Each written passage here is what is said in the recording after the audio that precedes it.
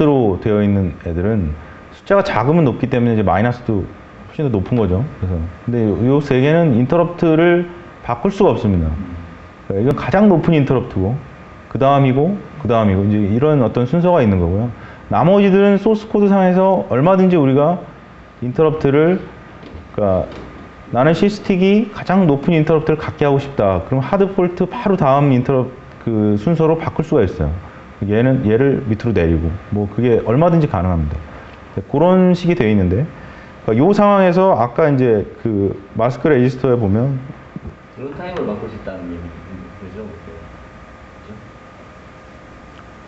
런타임으로 바꿀 수 있습니다. 그렇죠. 네. 그게 이제 그 NMI하고 하드 폴트를 제외한 모든 인터럽트를 마스크합니다. 그러니까 여기에 이 비트가 세팅이 되어 있으면 그 이제 요 하드 폴트 이상 이 이상의 숫자를 가진 모든 인터럽트가 마스크가 되는 거죠. 그러니까 인터럽트가 사실 발생을 안 하는 거죠.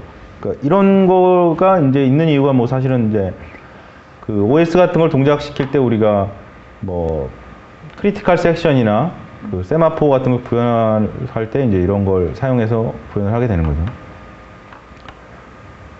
그 다음에 이제 폴트 마스크는 그 NMI를 제외한 모든 인터럽트가 발생하지 못하게 합니다. 그래서 그 아까 보면 여기 NMI를 제외한 나머지 하드 폴트마저도 발생하지 못하게 되어 있는 거고요.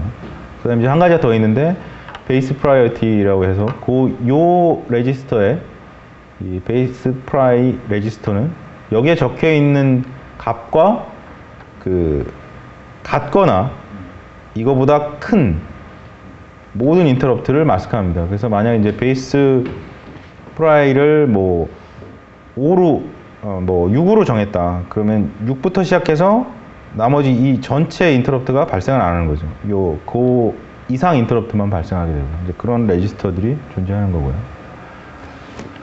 그다음에 이제 썸2가 사실 이제 ARM 버전 6에서 처음으로 그 소개가 됐었는데, 그러니까 썸의 그 장점이라고 할 수 있는 거는 이제 비트 숫자가 원래 32비트 명령이 아니라 16비트 명령을 사용하게 함으로써 그 메모리 공간을 굉장히 그 절약할 수 있는 뭐 그런 거였지만, 기존에 사실 문제가 많이 됐던 것 중에 하나는 뭐였냐면 이제 인터럽트가 발생하면 썸 모드로 동작을 하지 못하게 됩니다. 그 ARM 어떤 아키텍처 상황에서 아키텍처 구성상에서 썸으로 지원할 수 있는 어떤 그런 상황이 안 됐기 때문에 추가적으로 나중에 만들어진 거라 인터럽트가 발생하고 그런 어떤 그 프리빌리지 모드로 돌아가게 되면 ARM 모드로 바뀌거든요. 그러면 그 사용자가 썸으로 코드를 짜놓고 막 동작을 시키다가도 인터럽트만 발생하면 ARM 모드로 갔다가 다시 썸 모드로 돌아오고 이렇게 그걸 계속 반복하다 보면 굉장히 퍼포먼스에 나쁜 영향을 미치는 거죠. 그런데 이제 그거를 뭐 이제 그러니까 그거를 이제 해소하게 된 게 이제 여기 와서는 이제 당연히 해소가 됐는데요.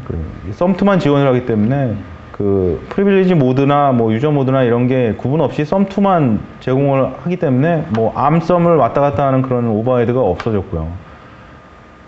게다가 이제 16비트만 예전에는 당연히 지원을 했고요. 32비트를 지원하기 위해서는 ARM 모드로 돌아가야 됩니다. 근데 썸2에서는 32비트 명령을 쓸 수가 있게 되어 있습니다. 그래서 어떤 케이스냐면 대부분의 것들은 다 16비트로 동작을 하고 실제로 그 명령을 가져오는 것도 다 16비트로 동작을 합니다.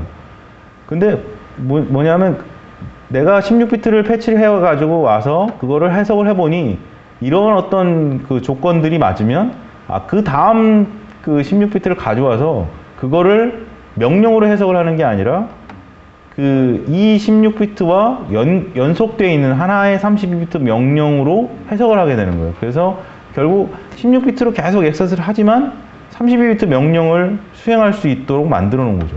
그래서 이렇게 해프워드 1, 해프워드 2 이렇게 해서 그 구분이 되어 있는 거예요. 그래서 뭐 이런 조건들이 있는 거고요. 다음에 이제 메모리 맵 부분이 있는데요.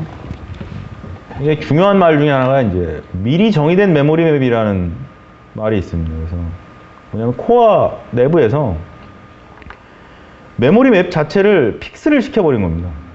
그래서 그 칩을 제조하는 제조사에서 메모리 맵을 바꿀 수 없게 만들었어요. 물론 이제 칩을 제조하는 이 회사에서 특별히 뭔가 관리를 해야 될 부분들이 있기 때문에 당연히 벤더가 넣을 수 있는 그런 부분이 있습니다. 그래서 거기에 대한 것만 벤더들이 할 수가 있고, 그 외에 나머지 부분들에 대해서 고정된 주소 영역이 이미 할당이 다 돼 있습니다. 그래서 픽스가 딱 돼 있어요. 그래서 그렇게 픽스가 돼 있기 때문에 굉장히 그 어떤 코드들에 대한 그런 그러니까 다른 칩에서 사용하고 있던 코드들을 가져다가 이쪽에서 쓰는데도 굉장히 유리한 어떤 그런 부분들이 되어 있고요. 여러 가지 면에서 좋은 면들이 많죠. 그렇게 할당이 되어 있고요. 그 다음에 비트 밴딩이라는 부분이 새롭게 추가되어 있습니다. 그래서 코드 영역에 보면 아까 요 부분이 요 SRAM 부분하고 페리페랄 부분 요 두 군데 부분에서 비트밴드라는 부분이 새로 생겨 있습니다. 이건 결국 뭘 하는 거냐면 비트 오퍼레이션을 빠르게 해줄 수 있는 방법을 하드웨어적으로 제공을 해주고 있는 겁니다. 그래서 그 실제 주소 영역은 요 페리페랄 부분이 이제 굉장히 큰 공간이죠. 근데 이 큰 공간에서 다만 1MB 공간만 주소 영역입니다. 이 SRAM 공간도 여기서 딱 1MB 공간만 주소 영역이 됩니다. 그 외에 나머지 공간은 이 주소 영역을 비트 단위로 액세스할 수 있도록 확장을 해 놓은 겁니다. 그래서 이 32MB 그 공간이 어떤 특정한 부분의 그 주소에다가 내가 0이든 1이든 어떤 값을 써주면 그게 이 1메가에 있는 특정 영역의 특정 비트를 0이나 1로 바꾸는 역할을 해주게 되는 겁니다. 그래서 비트를 이렇게 어떻게 보면 굉장히 확장한 거죠. 비트 단위로. 그래서 개수가 좀 그래도 스페이스가 남는 정도인가요? 요게 이제 1메가에 조금 남죠. 조금. 1메가에서 조금 남겠다. 네, 조금 남는 영역이 있는 거죠. 그러니까 그 예를 든다면 이제 이런 겁니다. 컴파일러가 심플해지겠다, 그죠? 컴파일러요? 비트 오퍼레이션 하는 코드를 작성해야 되는데 네. 그렇지 않고 특정 어드레스에다가만 그냥 세팅하는 코드만 해도 되잖아요, 그죠? 네. 그러니까는 아주 쉽게 어차피 여기에 다 메모리가 쓸 게 아니니까. 그 가장 중요한 거는 뭐냐면 비트 오퍼레이션 자체를 하드웨어적으로 그 굉장히 빠르게 아무런 그 방해 없이 한다는 게 중요한 거예요. 그러니까 그 방해 없다는 얘기가 무슨 얘기냐면 이제 크리티컬 섹션을 따라 그렇죠. 예, 맞습니다. 원 스텝 오퍼레이션이니까. 그러니까 우리가 이제 아톰 명령이라고 하는데, 네. 그러니까 굉장히 빠르게 아무런 방해 없이 비트를 내가 0에서 1로 바꿀 수가 있는 거예요. 그러니까 그게 굉장히 좋은 할 수 있는 거죠. 예를 들면 이제 하여간 2천만 번지의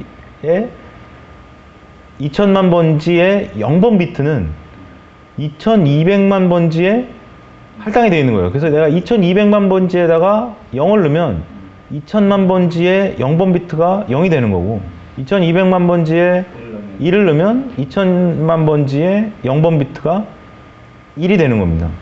1번 비트라고 그러면 2200만 번지에 2200만 4번지가 되는 거죠. 딱 4배네. 1기가 영역에 500메가 중에서 그래서 당연히 이제 4바이트로 증가가 되기 때문에 4바이트 번지만큼 이게 쭉쭉쭉 증가가 되는 거죠. 뭐 계산을 하게 되면 이제 이런 계산식이 나올 수 있는 거죠. 그런 어떤 비트 단위 오퍼레이션 해줄 수 있는 기능을 제공한다는 게 중요한 얘기죠. 재질 없으면은 불러와가지고 뽑아내가 시로 짜야 되지. 네, 당연히 그래요. 시로 짜야 되는데. 네.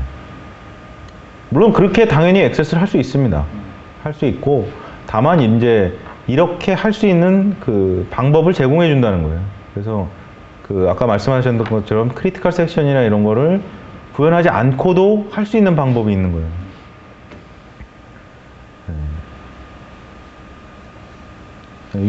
익셉션의 종류들은 이제 여러 가지가 있고요. 뭐, 네. 네, 뭐 내용